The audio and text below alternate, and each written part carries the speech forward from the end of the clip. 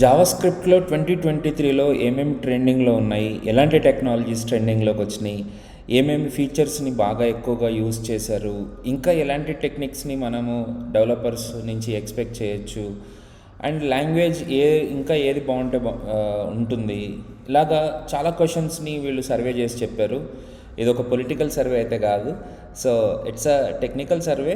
దీన్ని డెమోగ్రఫిక్ సైజ్లో తీసుకుంటే ఎక్కువగా యూఎస్లో ఉన్న ఎంప్లాయీస్ వాళ్ళ రేంజెస్లోంచి తీసుకున్నారు. Most of the survey people are from US, and India నుంచి కూడా చాలా తీసుకున్నారు, కానీ తక్కువ కంపారేటివ్లీ. బట్ ఓవరాల్ వరల్డ్ మొత్తం కవర్ చేసి వాళ్ళు ఏం ఎక్స్పెక్ట్ చేస్తున్నారు, వాళ్ళది ఏమేమి కావాలి అనేది వాళ్ళు ట్రై చేశారు. లెటస్ సి, డెమోగ్రఫీ పక్కన పెట్టేస్తే లెటస్ డైరెక్ట్లీ గో ఫర్ ఫీచర్స్లో ఏమేమి కావాలో, లేకపోతే ఎక్కువ యూస్ చేసిన న్యూ సింటాక్సెస్ ఏంటి అనేది అడుగుతున్నారు.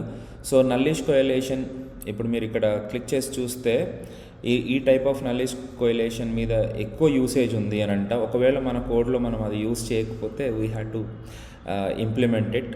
వీటి వల్ల మనకు వచ్చే బెనిఫిట్ ఏముంటుంది అని అంటే, ఇప్పుడు మన అప్లికేషన్స్ లేకపోతే మన కోడ్ అంతా ఇప్పుడు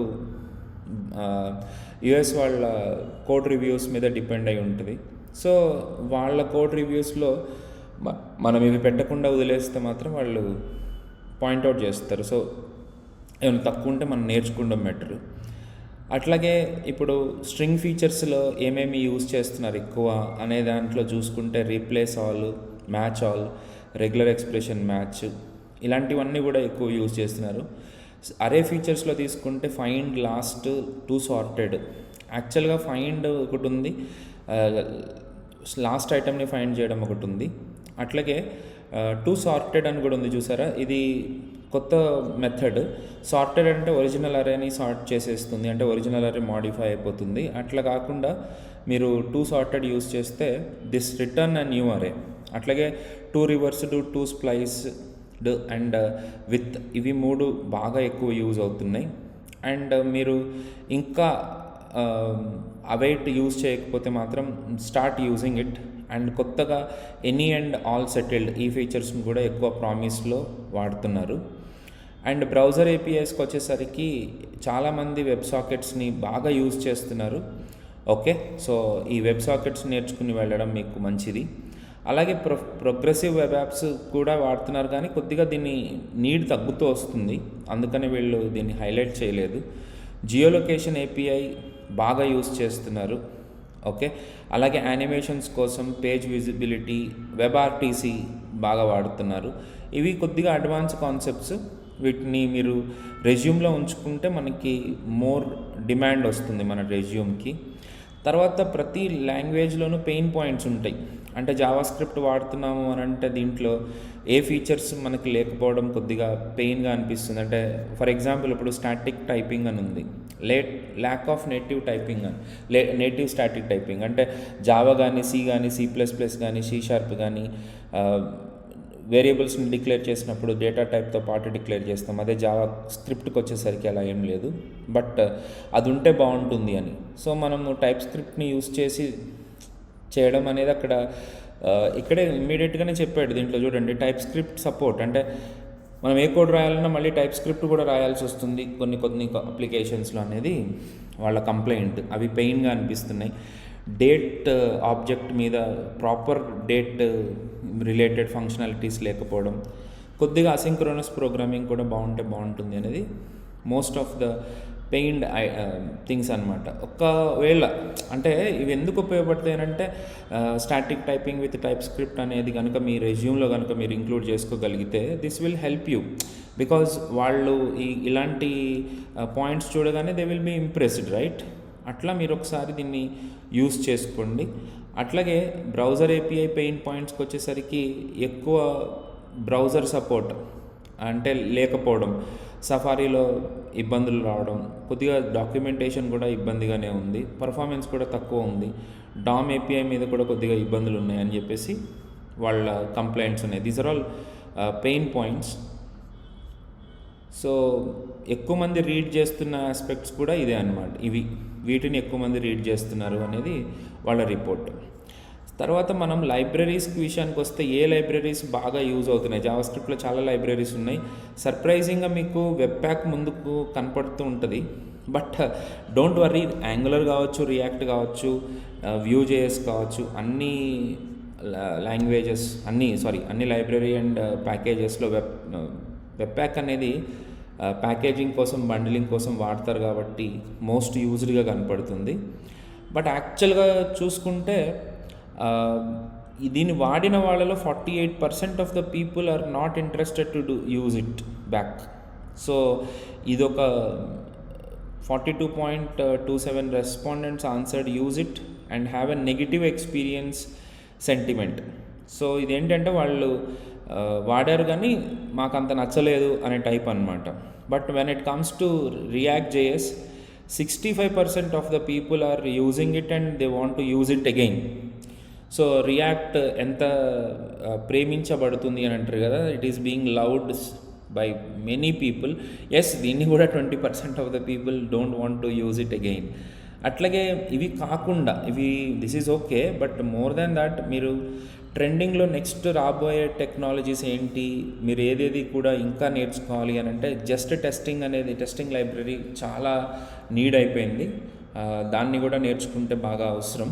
ఓకే, ఎక్స్పీరియన్స్డ్ వాళ్ళు ఎవరైతే ఉన్నారో వాళ్ళు తప్పకుండా జస్ట్ ఫ్రేమ్వర్క్ బేస్డ్ టెస్టింగ్ మీరు చేయాల్సిందే. తర్వాత వీట్ బండ్లింగ్ కోసం యాక్చువల్గా ఇంతకుముందు వెబ్ ప్యాక్ వాడేవాళ్ళం, ఇప్పుడు వీట్ వాడుతున్నాము. And to my surprise 72% of the people are using it and would love to use it again. Only very little % of the people are in the negative indexing అనమాట. అలాగే చూస్తున్నారు మెల్లమెల్లగా Next.js ముందుకు వస్తుంది. But యాక్చువల్గా మీకు ఇక్కడ కనపడుతుంది కానీ ట్రెండింగ్లో కొద్దిగా డౌన్ స్ట్రీమ్లోనే ఉంది. I will show you that also. After that you can see that Vue.js is also upcoming. So దాన్ని కూడా మనము ఒక లుక్ వేయాలి. సో ఇవి కాకుండా ఇంకా చూడాలనుకుంటే 11th పొజిషన్లో యాంగులర్ ఉంది. ఎవరు ఎక్కువ మంది పాపం దీన్ని వాడిన వాళ్ళు దాన్ని వదిలేయడానికి ట్రై చేస్తున్నారు.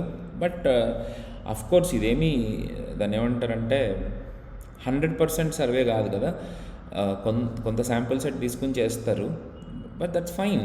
కాకపోతే ఏంటంటే పెద్ద పెద్ద కంపెనీస్ అన్నీ కూడా యాంగులరే వాడుతున్నాయి. మోకా, PNP ఇవన్నీ కూడా దీస్ ఆర్ ఒకసారి మీరు కొద్దిగా డీప్గా వెళ్ళి చూడండి, they will be beautiful.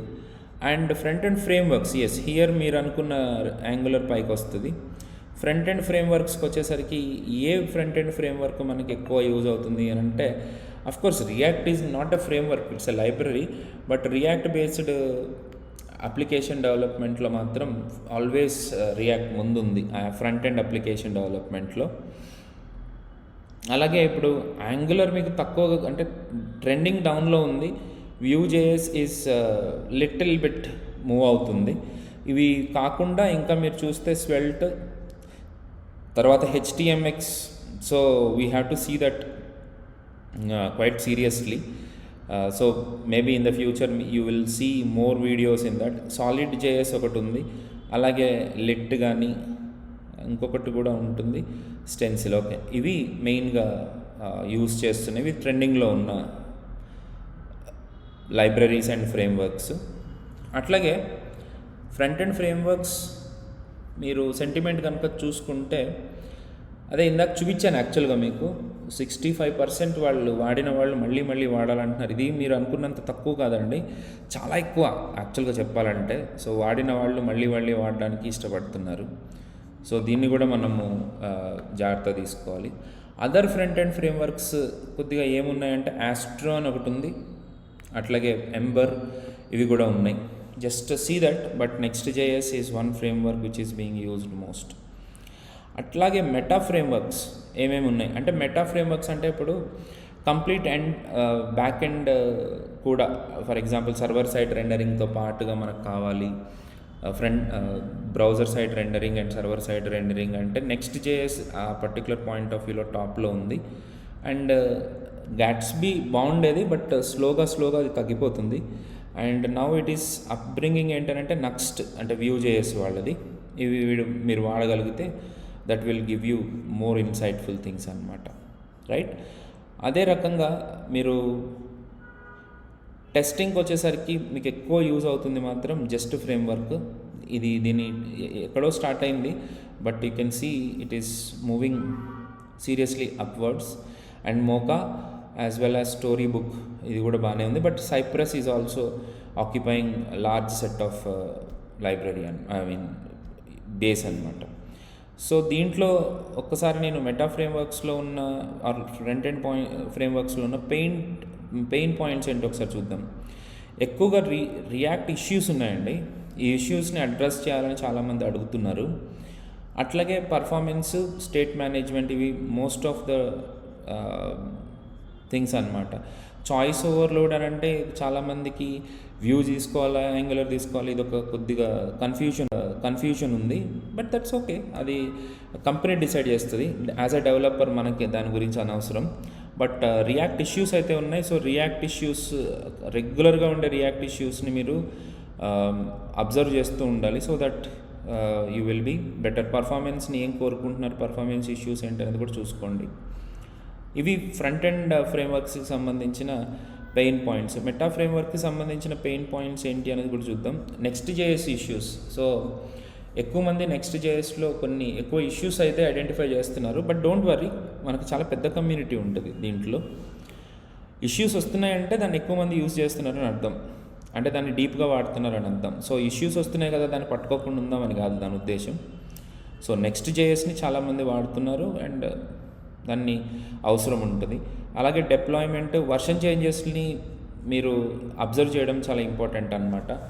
So interviews అడిగేవాళ్ళు అఫ్కోర్స్ 90% ఆఫ్ ద కంపెనీస్ గూగుల్లో టాప్ 100 ఇంటర్వ్యూ క్వశ్చన్స్ అని కొట్టి ఆ క్వశ్చన్స్ని అడుగుతూ ఉంటారు. అది కాదు point.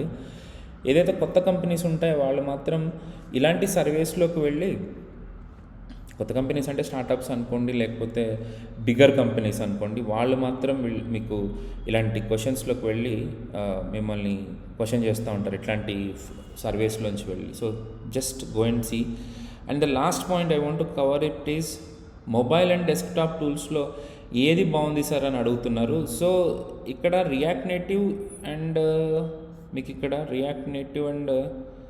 Ionic, these are the two. Electron, of course this is basically not for mobile, it is for desktop applications. ఇది వేరు అండ్ రియాక్ట్ నేటివ్ వేరు. సో మీరు డెస్క్టాప్ అప్లికేషన్స్ ఏమైనా డెవలప్ చేయాలనుకుంటే go for electron, and mobile applications కోసం అయితే మాత్రం react నేటివే. అలాగే ఇక్కడ కోర్డోవా ఫైన్, ఇంకా పాపం ఇదితో ఉంది. అయానిక్, కోర్డోవా పాపం ఇవి రెండు కూడా, అఫ్కోర్స్ అయానిక్ కూడా కోర్డోవా బేసే, ఇవి ఇంకా పాపం స్విమ్ చేస్తూ ఉన్నాయి. That's fine. ఇప్పుడు ఎలక్ట్రాన్ జేఎస్ తీసుకుంటే వాడిన వాళ్ళలో ఎక్కువ మంది, negative side of the thing is ఇక్కడ ఏంటంటే వీళ్ళు వాడలేదు బట్ విన్నారు. అండ్ వాడడం అంటే they have not used in their applications, but they know what is what is Electron అని.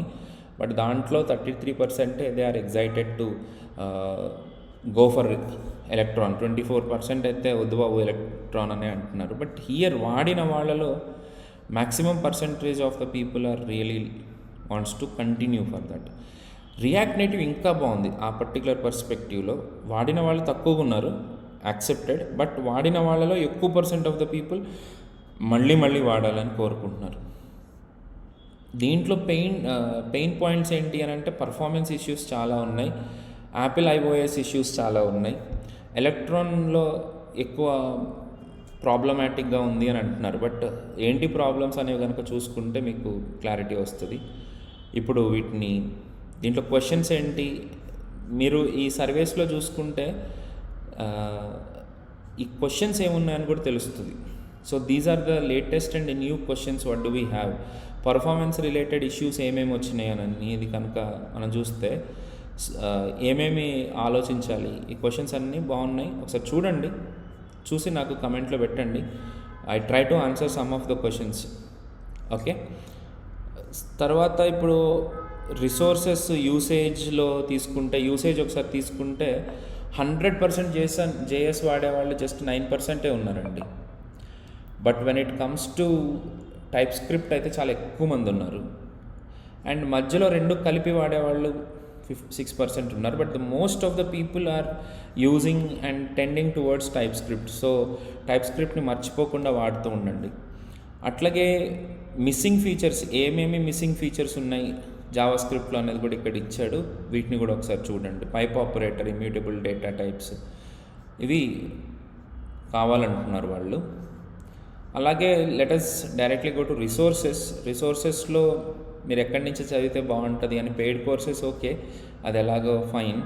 పాడ్కాస్ట్స్ చూస్తే మీరు వీళ్ళ పాడ్కాస్ట్స్ బాగున్నాయి అని అంటున్నారు. వీడియో క్రియేటర్స్లో తీసుకుంటే వీళ్ళ వీడియో క్రియేటర్ వీడియోస్ ఎక్కువ చూస్తున్నారని అర్థం. ఫైనల్గా అవార్డ్స్ లెక్క తీసుకుంటే మాత్రం the most adapted technology for this year is Vite. Okay, ఇది చాలామంది ఎక్కువ ఇంట్రెస్ట్ చూపిస్తున్నారు. అట్లాగే హైయెస్ట్ రిటెన్షన్ కూడా వీటికే ఉంది. Maybe this time Vitest interest, highest interest and most rights in or Bun. So this is all about the survey, ఎట్లా జరిగింది ఏంటి అని. ఒకసారి మీరు కూడా చూడండి. మీకు నచ్చితే లైక్, షేర్ అండ్ సబ్స్క్రైబ్ చేయండి. అండ్ కంప్లీట్ జావా స్క్రిప్ట్ నేర్చుకోవాలని కనుక ఎవరికన్నా ఉంటే తప్పకుండా మీరు మా ఛానల్ని సబ్స్క్రైబ్ చేయండి. ఇంకా 1-to-1 లెర్నింగ్ కావాలి, పర్సనల్ ట్రైనింగ్ కూడా కావాలి. ఫ్రంట్ ఎండ్ యాంగులర్ అండ్ రియాక్ట్లో మీకు నాలెడ్జ్ కావాలి. బ్యాక్ ఎండ్లో నోడ్, ఎక్స్ప్రెస్, మోంగో మీద కూడా గ్రిప్ కావాలి.